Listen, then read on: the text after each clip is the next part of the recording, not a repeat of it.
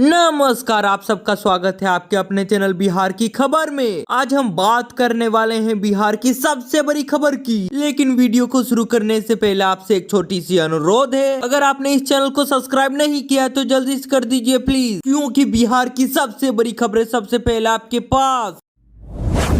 बिहार में तो पहले कोई कपड़ा ठीक पहन नहीं पाता था। पीएम मोदी के सामने नीतीश कुमार ने लालू परिवार पर कर दिया है तीखा प्रहार। प्रधानमंत्री मोदी तो बिहार दौरे पर हैं। गया में जनसभा आयोजित था, जहां पर पीएम मोदी के अलावे राज्यपाल, मुख्यमंत्री, दोनों डिप्टी सीएम समेत कई केंद्रीय मंत्री मौजूद रहे। प्रधानमंत्री मोदी ने गया जी में लगभग 13,000 करोड़ रुपए की योजनाओं का उद्घाटन के साथ शिलान्यास किया। नरेंद्र मोदी की मौजूदगी में सीएम नीतीश कुमार ने लालू राबड़ी राज पर प्रहार करते हुए यहाँ तक कह दिया है कि पहले बिहार में कोई भी कपड़ा ठीक पहन नहीं पाता था। इन लोगों ने मुस्लिम के लिए भी कुछ काम नहीं किया है, हम लोगों ने सबके लिए काम किया है। गया जी में आयोजित जनसभा को संबोधित करते हुए मुख्यमंत्री नीतीश कुमार ने कहा है कि प्रधानमंत्री तो बिहार दौरे पर आए हैं, ये तो काफी खुशी की बात है। गया जी में 13,000 करोड़ की उद्घाटन के साथ शिलान्यास भी किया है। इसके बाद बेगूसराय में गंगा पुल का भी शुभारंभ करने वाले हैं। गया जी और बोध गया में तो हर साल लाखों लोग आते हैं। पहले तो यहाँ का सबसे बुरा हाल था, पहले वाले लोग ठीक से काम नहीं करते थे। हम लोगों की सरकार आई तब से हर जगह पर एक एक चीज को देखकर काम शुरू कर दिया गया है। अब यहाँ सारा इंतजाम कर दिए गए हैं। गया जी में तो फल्गु नदी और रबर डैम में सीता सेतु का निर्माण कराया गया है। बोध गया में महाबोधि सांस्कृतिक केंद्र एवं अतिथि गृह का निर्माण कराया गया है। हम लोगों ने तो गया का नाम बदलकर गया जी रख दिया है। पहले की जो सरकार थी उसका तो कोई काम ही नहीं था, उसने कोई भी काम नहीं किया। हम लोगों की सरकार आई तब से काम शुरू हो गया है।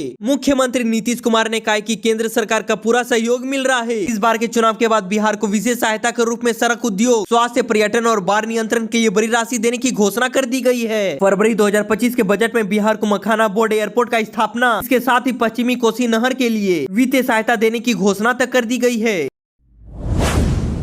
वहीं पर बिहार से चोरी डकैती को लेकर बड़ी अपडेट सामने आ रही है। भ्रष्ट इंजीनियर इनोवा गाड़ी में भरकर ला रहा था नोट। ईओयू की टीम पीछे पीछे पहुंच गई घर। एससी विनोद राय तो अरेस्ट हो गए। पत्नी पर केस टंकी में छुपा कर रखा था। 39 लाख रुपए वो भी बरामद हो चुके हैं। 12.50 लाख का तो आज जलाकर एनसी बरामद कर लिए गए हैं। पूरी जानकारी के लिए हमारे चैनल पर बने रहें। बिहार का एक घूसखोर इंजीनियर इनोवा गाड़ी में नोट भरकर ला रहा था। उसे क्या पता था कि इसकी भनक तो लग चुकी है। भ्रष्ट इंजीनियर गाड़ी में नोट भरकर पटना स्थित आवास पहुंचे। पीछे पीछे आर्थिक अपराध इकाई की टीम भी पहुंच गई। रात में ही टीम घर में घुसने की कोशिश की, तभी भ्रष्ट इंजीनियर की पत्नी ने रोकने का पूरा प्रयास किया। ईओयू की टीम किसी तरह से घर में प्रवेश कर गई। इसके बाद तो अभियंता को गिरफ्तार कर लिया गया है। घर की तस्वीर देखकर टीम तो दंग रह गई। आर्थिक अपराध इकाई की एडीजी ने बताया है कि देर रात्रि में जानकारी मिली थी कि ग्रामीण कार्य विभाग के अभियंता जो मधुबनी में पद स्थापित है और सीतामढ़ी के अतिरिक्त प्रभारी भी हैं, अपनी इनोवा गाड़ी में जा रहे हैं, जिस पर भारी मात्रा में नगद राशि रखी गई है। सत्यापन के लिए एसएसपी और अन्य अधिकारियों को भी लगा दिया गया था। टीम तो अगमगुहा स्थित भूतनाथ रोड वाले निवास की तलाशी प्रारंभ कर दी है। घर की तलाशी के क्रम में अधीक्षण अभियंता विनोद कुमार राय जो गैर कानूनी कार्यों में लिप्त हैं, उन्हें गिरफ्तार तक कर लिया गया है। इनकी पत्नी बबली राय ने जांच टीम के सत्यापन एवं तलाशी कार्य में बाधा उत्पन्न करने की कोशिश की। इनके खिलाफ केस दर्ज करके कानूनी कार्रवाई की जा रही है। ईओयू ने बताया है कि तलाशी में भारी मात्रा में जले हुए नोट के अवशेष मिले हैं। घर के टॉयलेट के पाइप से नोट बरामद कर लिए गए हैं। घर की नालियां तो पूर्ण रूप से जाम मिली है, जिससे कि नगर निगम के कर्मचारियों के सहयोग से खुलाकर जले हुए नोट एवं अन्य दस्तावेज को बरामद कर लिया गया है। उनके परिसर में कई इलेक्ट्रॉनिक उपकरण बरामद कर लिए गए हैं।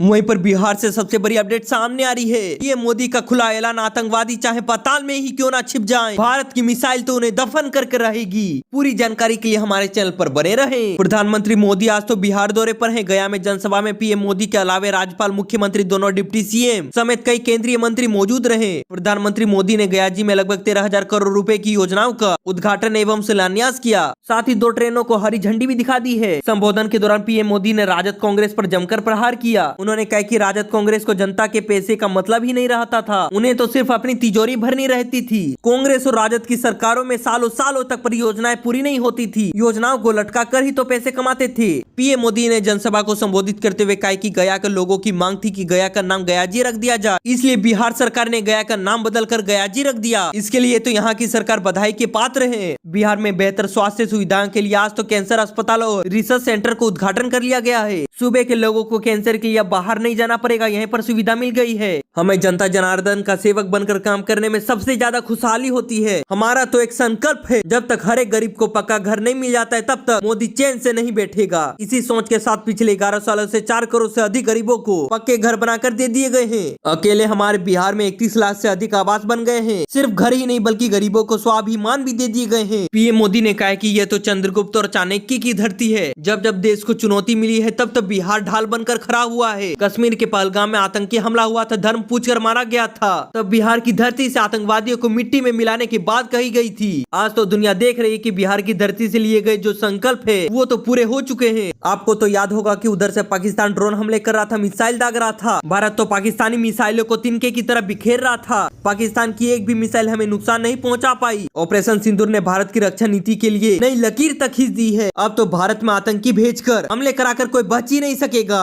आतंकवादी चाहे पाताल में ही क्यों ना छिप जाएं, भारत की मिसाइल उन्हें दफन कर ही रहेगी।